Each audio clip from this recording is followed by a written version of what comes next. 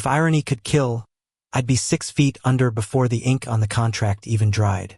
Out of the 8 billion people in America's most desperate scientific project, the government somehow paired me with the one man I had sworn I'd never see again, me ex.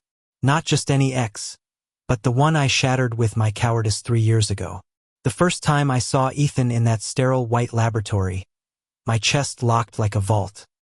His eyes still, that impossible shade between gray and green met mine, and all the unspoken history came roaring back. The nights we laughed until dawn, the reckless kisses in hidden corners of campus, the promises I broke. My pulse hammered with the cruel reminder. This project wasn't about romance, it was about saving Earth. And yet, here he was, the person I hurt the most, the only one I still couldn't stop loving. The Earth Rescue Project wasn't a myth. America's best scientists had admitted the truth. Within 50 years, the planet would be uninhabitable if nothing changed. Oceans were rising, storms tore apart coastlines, farmland shriveled to dust. Politicians made speeches, billionaires funded rockets, but in the end, humanity needed something more: a team of volunteers who would risk everything to test radical new technologies. I signed up partly because I was reckless, partly because I was tired of drifting through life pretending I didn't care. But the real truth? I wanted redemption. I didn't say that out loud when the recruiters asked me why I was willing to risk my body, my sanity, my entire existence for this mission.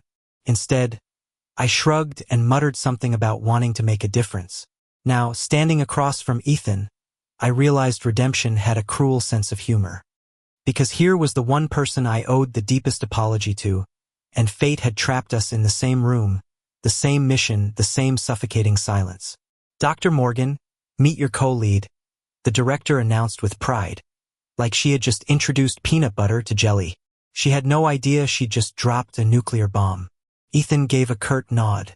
His jaw was tighter, sharper than I remembered, but that softness in his expression was gone. He looked at me like I was a stranger, worse, an enemy. I wanted to say something, anything, but my throat betrayed me. The silence stretched. The director clapped her hands, oblivious. "You'll be working side by side for the next 2 years. I expect excellence." 2 years. God help me. Training was brutal. We were drilled like soldiers, tested like lab rats. The project combined neuroscience, bioengineering, and survival simulations. We weren't just scientists, we were guinea pigs. Our bodies were injected with prototypes of nanotech that could adapt to extreme environments. Our minds were wired into virtual landscapes so realistic I could smell the rain, feel the hunger, drown in fear. And through it all, Ethan was there. At first, we barely spoke beyond professional necessities. "Adjust the sequence. The data's wrong. Pass me the tablet." His voice was clipped, polite, colder than any winter. Every word reminded me of how badly I'd broken him. But late at night, when the others were asleep, I would catch glimpses of him, sitting alone in the glow of his monitor, his shoulders sagging when he thought no one was watching, or staring at the stars through the reinforced glass wall of our quarters, eyes haunted, like he was waiting for answers the universe wouldn't give. And I hated myself for wanting to reach out. Once, during a simulation gone wrong, we were thrown into a scenario where the Earth's atmosphere had collapsed. Alarms blared, oxygen plummeted. My chest convulsed like I was drowning in open air. Panic clawed at me, black dots filling my vision. Then a hand grabbed mine. Strong, steady, grounding. Ethan's voice cut through the chaos. "Breathe. With me. Focus on me, not the noise." I clung to him like a lifeline. Our breaths synced, ragged at first, then steady. The simulation reset, system stabilized, but I didn't let go. Neither did he, at least not right away. When he finally pulled back, his eyes burned with something I couldn't name. Anger, maybe, or grief, or a love he hated himself for still carrying. I thought about the past more than I should have. Back then, I was the one who ran. Ethan had been ready to come out, ready to fight the world for us. But I was terrified of my parents, of the whispers, of losing everything safe and familiar. So instead of standing by him, I broke it off in the cruelest way possible. No explanation, just silence. I left him to face the fallout alone. And yet, here we were, still tied together, not by choice, but by destiny's twisted hand. One night, after weeks of silence between us, I found him in the observation deck again. The stars glittered like spilled diamonds, cold and infinite. "You always loved looking at the sky," I said quietly, not expecting a response. To my shock, he answered, "Because it's honest. Stars don't lie about what they are. They just burn." His voice cracked slightly, and it cut deeper than any insult. I wanted to tell him I was sorry, that I regretted everything, that I hadn't stopped loving him for a single day. But the words jammed in my throat, useless. Instead, I asked, "Do you hate me?" He turned. Those green-gray eyes pinned me in place. "I wish I did." And then he walked away, leaving me drowning in the weight of it. Days bled into weeks. The project grew harsher. We were pushed into higher-risk trials, ones where failure meant real injury, maybe worse. But with every challenge, something shifted between us. We worked smoother together, like gears clicking back into place. Our arguments grew heated, yes, but underneath the tension was a rhythm that felt dangerously close to the old us. Once, during a late-night data analysis, we accidentally brushed hands. Neither of us moved for a long second. That electric jolt, it wasn't gone. It had just been buried, waiting. "Don't," Ethan whispered, almost to himself, but I couldn't stop. "Don't what?" "Don't make me remember." His voice cracked again, and I realized remembering was the only thing keeping me alive. The mission deadline loomed closer. Every trial brought us to the edge, body and soul. And still, the unspoken hung between us: love, regret, forgiveness. I didn't know if we could save Earth, but I knew, with terrifying clarity, that saving myself meant facing the one thing I had always run from: him. And maybe, just maybe, we weren't done yet. Ethan didn't speak to me for 3 days after that night on the observation deck. 3 days of silence so thick I could barely breathe. 3 days of pretending that I could focus on the project instead of the way his words gnawed at my chest. I wish I did. He wished he hated me, which meant he didn't. Which meant there was still something there: anger, grief, maybe even love. But that was almost worse than hate. Hate would have been clean, sharp, final. What lingered between us now was raw and messy, like a wound that never healed. And I knew sooner or later it would break open. It happened during the endurance trial. The project leaders had decided to push our limits. A 48-hour simulation in a collapsed ecosystem, with food scarce, oxygen levels unpredictable, and storms sweeping across the digital landscape with bone-breaking ferocity.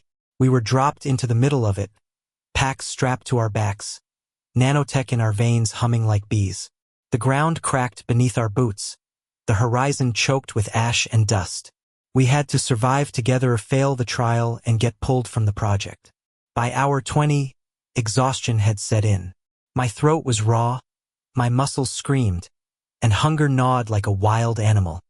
Ethan moved ahead, determined, jaw tight, eyes scanning the horizon like he could bend the world into order by sheer willpower. I stumbled, cursing under my breath, and he stopped, turning back with that same cutting stare. "You're falling behind." "Thanks for the observation, Captain Obvious." I shot back, breathless. "This isn't a joke, Morgan. If one of us collapses, we both fail." Something in me snapped. "Why do you care? You've been acting like I'm a ghost for weeks. Maybe you'd be happier if I did collapse." The words hit harder than I meant. His face tightened, and for a second I thought he'd walk away. But instead, he stepped closer, voice low and sharp. "Don't you dare put this on me. You're the one who left, remember?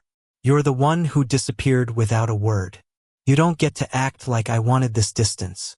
The storm in the distance crackled, thunder rolling across the simulation like judgment. My chest ached, my hands trembling as I tried to find words. "I know I screwed up, Ethan. I know I hurt you, but I'm here now. Doesn't that count for something?" His laugh was hollow, bitter. "Being here doesn't erase the nights I waited for a message that never came. It doesn't erase the way you made me feel disposable." The storm broke above us, rain slamming down like shards of glass. In that brutal downpour, his face blurred, but his eyes, God, his eyes still burned through me. And before I could stop myself, I blurted, "I never stopped loving you." The rain drowned my confession, but he heard it. I saw the flicker in his gaze, the sharp inhale, the way his shoulders stiffened. For a moment, time itself froze, lightning illuminating us in harsh white flashes. Then he shook his head, turning away. Don't say that." "Why not?" My voice cracked. "Because it's true? Because it scares you? Or because you still feel the same and you don't want to?" He spun back, water dripping from his hair, fury etched across his face. "You don't get to come back into my life and pretend nothing happened. You don't get to throw around, 'I love you,' like it's some kind of bandage for the scars you left." "I'm not pretending," I shot back, stepping closer despite the storm. "I left because I was a coward, because I was terrified. But that doesn't mean I didn't love you. It means I was too weak to fight for you. And I regret it every damn day." The silence that followed was heavier than the rain. For a heartbeat, I thought he might hit me. For another, I thought he might kiss me. Instead, he turned and walked into the storm, leaving me alone in the downpour, shivering with the weight of everything unsaid. We survived the trial. Barely. By the time the simulation ended, we were drenched, bruised, and starving, but alive. The evaluators congratulated us, noting how well we worked as a team despite emotional stressors. They had no idea how deep those stressors ran. Back in our quarters, the silence stretched again. I wanted to speak, to apologize, to explain. But he sat on his bunk, towel draped over his head, staring at the floor like it held all the answers. I couldn't bring myself to shatter whatever fragile wall he was building. So I crawled into my own bunk, curled under the thin blanket, and listened to the quiet sound of his breathing until I drifted into restless dreams. The next few weeks were torture. We functioned like a well-oiled machine in training, efficient and precise. But outside the lab, we were strangers orbiting the same planet, never colliding. Until the night everything cracked. It was past midnight when I woke to a muffled sound. At first, I thought it was the hum of the ventilation system. Then I realized it was Ethan. His breathing was uneven, jagged, like he was choking on air. I slid from my bunk, heart pounding, and found him curled on the floor, fists clenched, sweat slick on his skin. His eyes darted wildly, caught in a nightmare he couldn't escape. "Ethan?" I whispered, kneeling beside him. "Hey, wake up. It's not real. You're safe."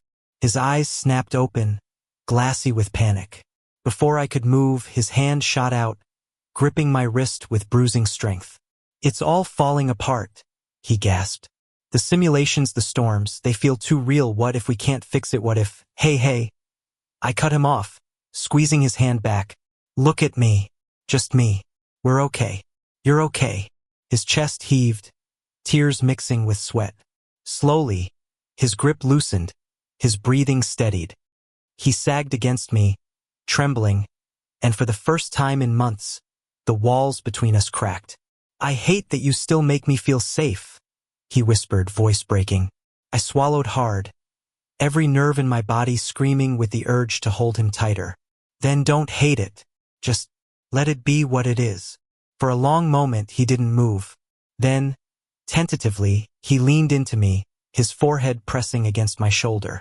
My arms wrapped around him almost on instinct, and the world narrowed to the warmth of his body against mine, the rhythm of his breathing syncing with my own. It wasn't forgiveness.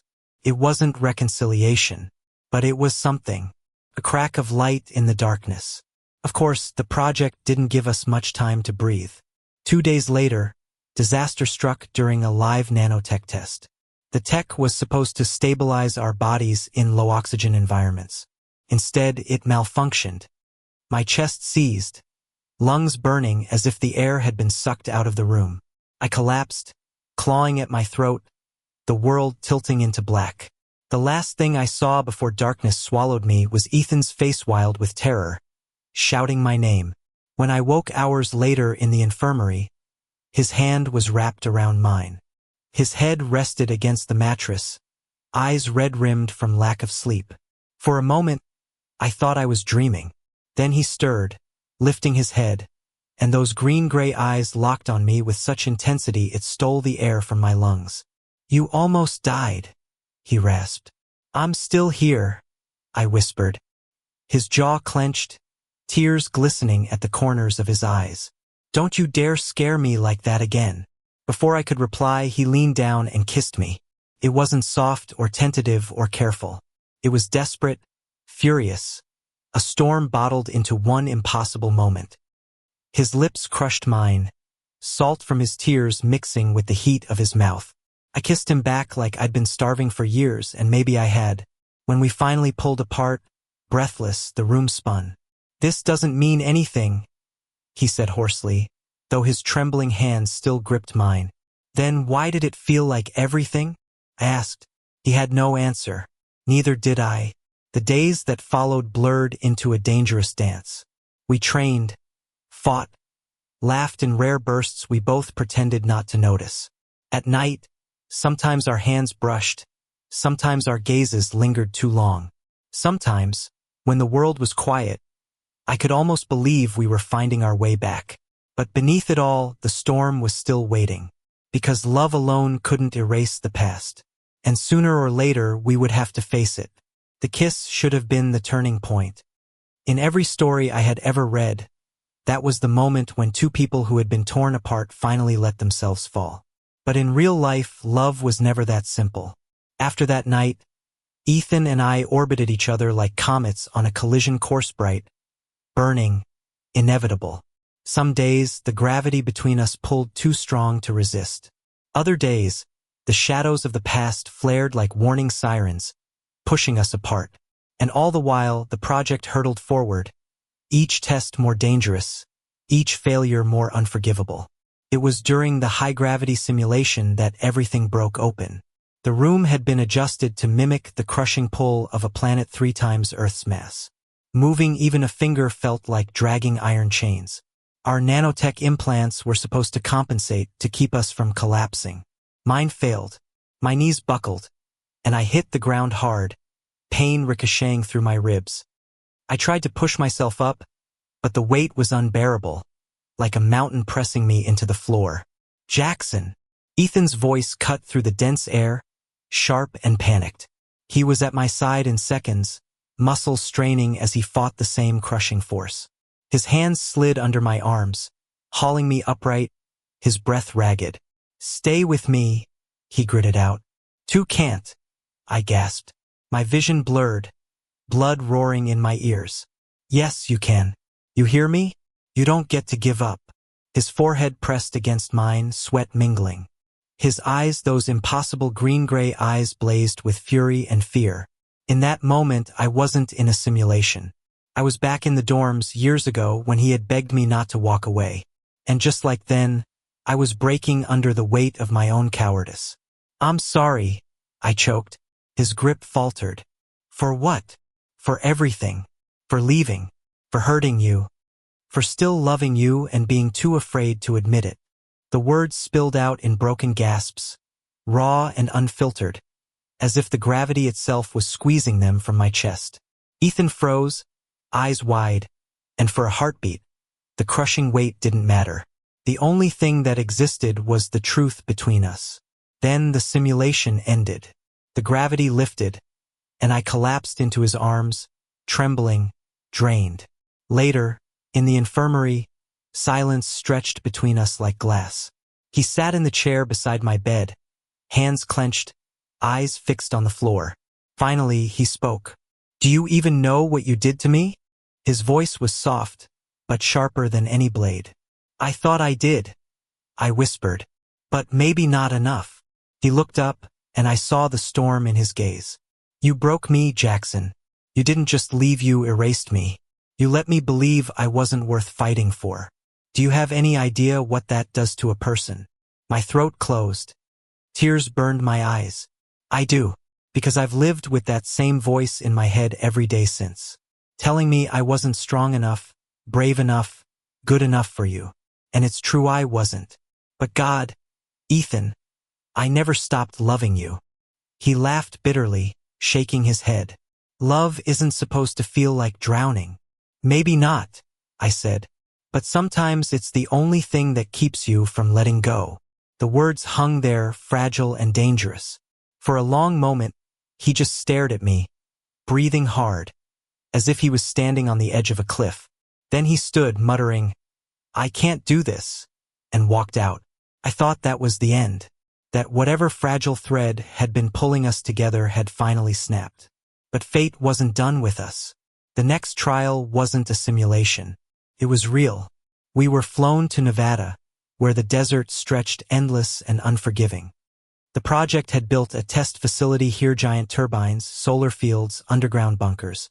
We were tasked with running a live experiment, using the nanotech to stabilize atmospheric collapse in a controlled environment. It was supposed to be safe, controlled, predictable. It wasn't. Halfway through, the turbines overloaded. The air pressure dropped in a violent rush, sucking sand and debris into a spiraling vortex. Alarms wailed, red lights flashing. Scientists shouted over the comms. And in the chaos, I lost sight of Ethan. "Ethan!" I screamed, fighting against the wind that threatened to drag me off my feet. Through the haze of dust, I saw him trapped near one of the turbines, struggling to anchor himself against the violent pull. His body strained, every muscle screaming with the effort. Without thinking, I ran. I reached him just as his grip slipped. His eyes met mine, wild with fear, with defiance, with something I couldn't name. I grabbed his arm, yanking him into me, anchoring us both against the storm. My body screamed with the effort, nanotech burning in my veins, but I held on. "Don't let go," I shouted. His voice broke as he clung to me. "I can't." "Yes, you can. You're not alone this time." For a second, I thought the wind would tear us apart. But then the emergency systems kicked in. The turbines shut down, the pressure equalized, and the storm died. We collapsed together in the sand, gasping, shaking, alive. And then, without hesitation, Ethan kissed me. It wasn't anger this time. It wasn't desperation. It was raw, unfiltered relief. A kiss that said we had almost lost everything, and we weren't going to waste another second. When we broke apart, he whispered, "You're still an idiot, but maybe you're my idiot." I laughed, choked and breathless, tears mixing with sweat and sand. "I'll take that." That night, back at the facility, we didn't pretend anymore. We didn't fight the gravity pulling us together. We kissed until our lips were raw, held each other like we were afraid the world might vanish. I memorized the feel of his heartbeat against my chest, the warmth of his skin, the way his laughter sounded when it wasn't laced with bitterness. It wasn't perfect. The scars between us still ached. But for the first time, we let ourselves believe in the possibility of something more. But love has a cruel sense of timing. Because the very next morning, the project director gathered us all in the control room. Her face was pale, her voice grave. "There's been a development," she said. "The atmospheric instability isn't localized. It's spreading, faster than we projected. We may only have months, not years." The room fell silent. And in that silence, Ethan reached for my hand under the table, squeezing hard. For the first time, we weren't just fighting for Earth. We were fighting for us. The director's announcement hung in the air like a death sentence. Months, not years. Months before the planet tipped past the point of no return. The silence in the control room was suffocating. Scientists shuffled nervously, eyes wide with fear. Some whispered about evacuation, others about abandoning the project altogether. But I didn't hear them. All I heard was the quiet squeeze of Ethan's hand in mine under the table, grounding me. For the first time, I wasn't just terrified for humanity. I was terrified for us. The solution proposed was reckless, bordering on suicidal. The nanotech we'd been testing could, in theory, stabilize atmospheric collapse, but only if injected in massive doses directly into the source of instability. Which meant someone had to deliver it. Someone had to walk into the storm, into the eye of the world's unraveling, and release it by hand. The room fell silent when the director explained. Volunteers would be considered heroes. Survivors unlikely. And before I could stop myself, I spoke. I'll do it. The words were out before my brain caught up. My chest heaved, my palms slick with sweat, but I didn't take it back. Maybe it was guilt, maybe it was redemption, maybe it was love, but in that moment, I knew. If someone had to risk everything, it should be me. But Ethan's voice cut through the stunned silence. No. I'll do it. We fought in the hallway afterward, voices echoing against sterile white walls. You can't, I shouted, grabbing his arm. Neither can you, he snapped back, eyes blazing. Don't play the martyr, Jackson. This isn't about redemption, it's about survival. If anyone should go, it's me. Why you? Why not me? Because you already broke me once, he spat, voice trembling. And if you die out there, you'll break me again. I can't survive that twice. The words hit like a blade. I stood frozen, breath ragged, as his eyes glistened with unshed tears. Ethan, my voice cracked. I can't let you go. Not again. Not when I just found you. He laughed bitterly. So what? We're supposed to flip a coin? Decide which one of us gets to play hero while the other watches. The truth was unbearable. Someone had to go. And neither of us could stand the thought of losing the other. The night before the mission, we found ourselves on the observation deck again. The stars stretched infinite above us, cruelly indifferent. Ethan stood beside me, arms crossed, silent. I wanted to reach for him, but the words tangled in my throat. Finally, I whispered, if I die tomorrow. Don't, he cut in sharply. If I die tomorrow, I continued.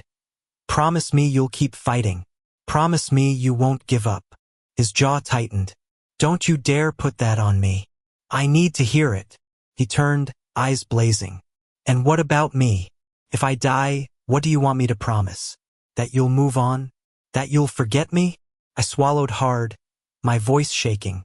I'll never forget you. Not in this life. Not in any life. The silence stretched. Then, slowly, he stepped closer, his forehead resting against mine. Then let's not die, he whispered. Not tomorrow. Not like this. And in the shadow of the stars, we kissed like it was both a beginning and an ending. The mission was chaos from the start. The storm towered above us, a wall of black and red, lightning tearing through the sky. Winds howled with the force of 1,000 knives, tearing at our suits. The air itself burned, thick with toxins. We moved together step by step, fighting the impossible pull. The nanotech pulsed in our veins, fighting to keep our bodies stable. Almost there, Ethan shouted over the roar, clutching the injector unit. But the metal shard, ripped loose from the facility, came hurtling through the storm. I saw it a split second before it struck. Ethan, I lunged, shoving him out of the way. The shard tore across my side, hot pain exploding, but I stayed on my feet. Blood soaked my suit, but I didn't let go of him. You're hurt, he shouted, panic in his eyes. I'm fine, I lied. Just keep moving. We staggered forward together until we reached the eye of the storm. The world around us twisted, gravity bending, light warping. The air screamed with instability. Ethan fumbled with the injector, hands trembling. It has to be released manually. I grabbed his wrist. Then let me. No, he snapped, tears streaming down his face. Don't you dare. I have to. You're the one who's going to fix this place after. You're the one who people will believe in. My voice cracked, my vision dimming. Let me do this for you. For us. His grip tightened, desperation in every line of his face. Jackson, please don't leave me again. My heart shattered, but I smiled through the pain. This time it's not leaving. It's saving. Before he could stop me, I ripped the injector from his hands and plunged into the center of the storm. The world exploded in light. Nanotech surged through me, fusing with the atmosphere, burning through my veins like wildfire. Pain ripped me apart and rebuilt me all at once. My scream was lost in the thunder. Then silence. The storm collapsed, sucked inward, dissolving into nothingness. The The sky cleared, blue and endless, for the first time in years. And I fell. When I woke, everything hurt. But I was alive. Ethan's face hovered above me, streaked with dirt and tears, his hands clutching mine as if he could anchor me to the earth by sheer willpower.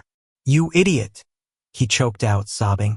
"You absolute, reckless, beautiful idiot." I smiled weakly. "Told you. I wasn't leaving."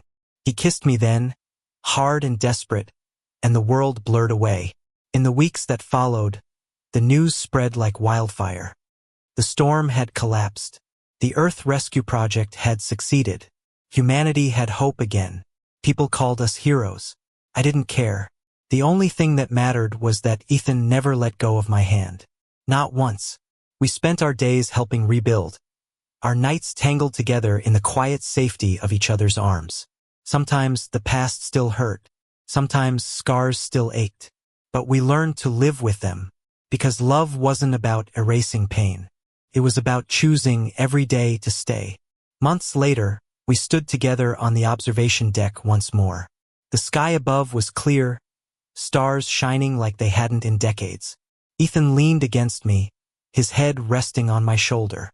"You realize," he murmured, "you're never allowed to pull a stunt like that again." I laughed softly. "No promises." He lifted his head, eyes shining with something I'd only dreamed of once. "Peace. I hate you, you know?" "Yeah," I teased. "How much?" He kissed me gently, lips lingering. "Enough to love you forever." And for the first time in a long, long time, I believed forever was possible. The world had been saved. But more importantly, so had we. And this time, I wasn't going to let go. Thank you for listening. If you find it interesting, please like and subscribe to follow the next stories.